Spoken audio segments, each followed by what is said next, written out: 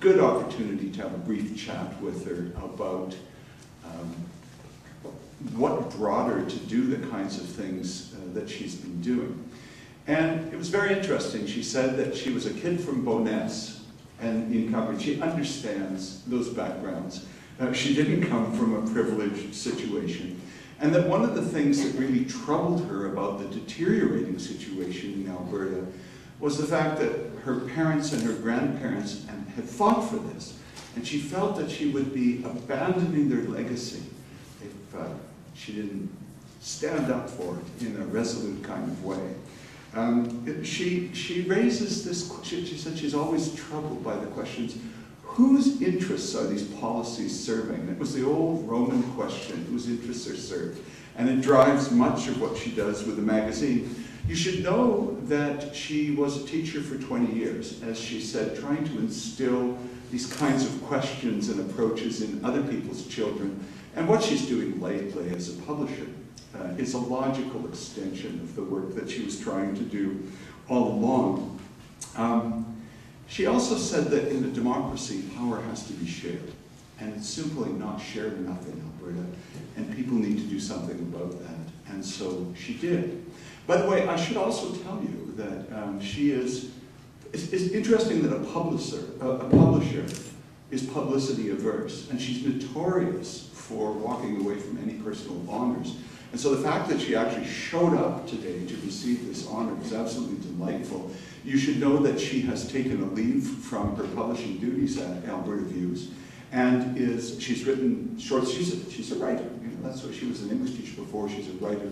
She wrote short stories, but now she's taking some time on the West Coast to write a novel. And if you're like me, I can't wait to see that one come out, because I can't wait to see the results of the other things that she does on an ongoing basis through Alberta Views.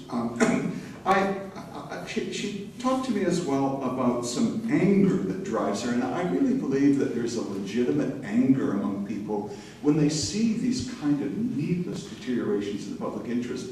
She told me that at one point, someone suggested to her that her work should be entitled Fury from the Foothills, because of that anger behind it. But, you know, doesn't she contain that and focus it in graceful and smart, intelligent ways? Her magazine, if you look at her magazine, Alberta Views, leading the political, social, and cultural debate.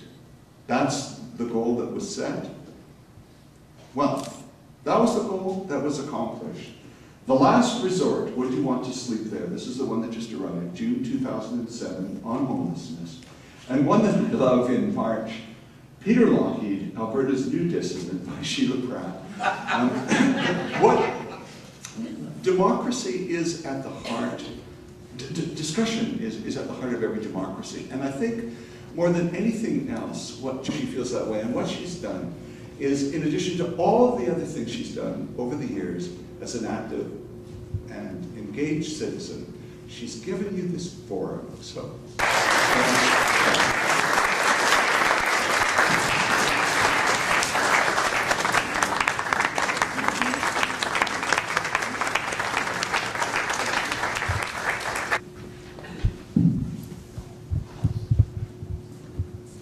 Thank you. I really like this organization, and I'm honored to receive this award. I've come a long way in every sense of that phrase, and so I am going to beg the indulgence of our chairman, who cracks the whip about time. And I'm wanting to ask to beg your indulgence if I could just speak a little bit longer than the 4 minutes that I was given, if I may. I don't know, because just wanted to speak from the heart. I wanted to tell this group something about the reasons that I started Alberta Views that I've never said before in public. And there are 3 reasons that I've never revealed. First of all, India. I went to India in 1997, in February of 1997, and I conceived the magazine April 1st, appropriately, of that year. And it had a 9-month gestation. The magazine was born at Christmas. It was first published. The first issue was printed Christmas, and it was mailed out in January of 1998. And of course, there was a mistake right off the bat on the cover because it said January 1998. We were quarterly, so it should have said winter 1998. We gave the impression we were going to be monthly, which would have killed me. And the second reason that I started the magazine was because I let my 12-year-old out. And the third reason was that I decided that I was going to make a pie with a heart in the middle. I don't know if you've seen the movie The Waitress. There's a little song in that movie.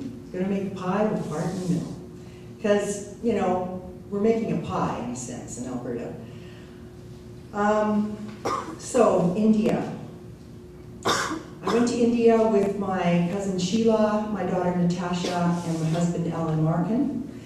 And I saw things there that drenched me with sadness. And I thought that the problem there was the terrible distance between the rich and the poor, and the masses of poor, without public infrastructure, without sufficient public health, public education.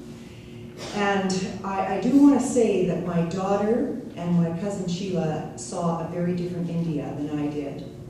My eyes were not opened quite as wide as theirs. They went to Varanasi. They went to the place where Buddha was enlightened. And they were very joyful in India. And I couldn't be joyful there. I decided that I couldn't remain silent and watch Klein dismantle, Klein and the old boys of the province dismantle our public infrastructure. Now, letting the 12-year-old out. And I do want to give a quote, a few quotes from Margaret Mead. Margaret Mead said, "I was wise enough to never grow up while fooling most people into believing I had." And another thing she said, repeated by Kurt Vonnegut, and I wrote my thesis on Kurt Vonnegut, "If one cannot state a matter clearly enough so that even an intelligent 12-year-old can understand it, one should remain within the cloistered walls of the university and laboratory until one gets a better grasp of one's subject matter." And I am from, I'm from a family of teachers and professors and scientists. And I spent 20 years in the academy, if you like. And I knew that there was incredible brilliance in this province, in the universities. There was great research going on. There were people who had such good ideas. And those ideas just stayed within the university. And I thought, okay, I can be an intelligent 12-year-old if they can make their ideas understandable to me, and I can publish them, maybe, and produce a magazine that Albertans read and pay attention to, that some of these brilliant ideas and suggestions could be more widely disseminated, and if they would inform us about who we are here, and give us some suggestions about how we can work together to make it a better